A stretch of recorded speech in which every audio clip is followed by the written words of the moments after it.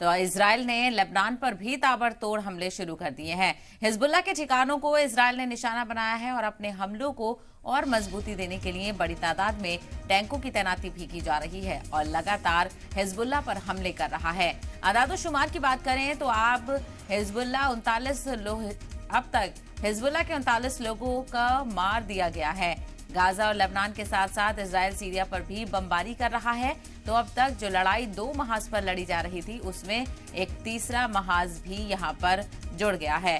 तो जंग लगातार शिद्दत इख्तियार करती हुई नजर आ रही है। लेबनान पर भी ताबड़तोड़ हमले कर रहा है। हिजबुल्लाह के ठिकानों को इजराइल ने निशाना बनाया है।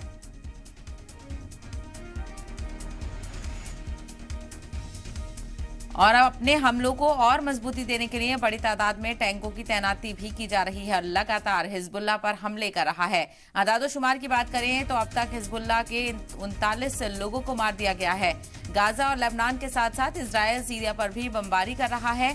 तो अब तक जो लड़ाई 2 महाज पर लड़ी जा रही थी उसमें एक तीसरा महाज भी जुड़ गया है।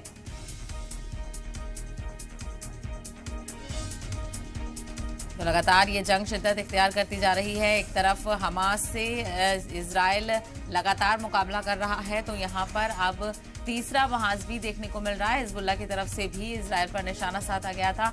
ऐसे में अब इजराइल हिजबुल्लाह को भी निशाना बना रहा है।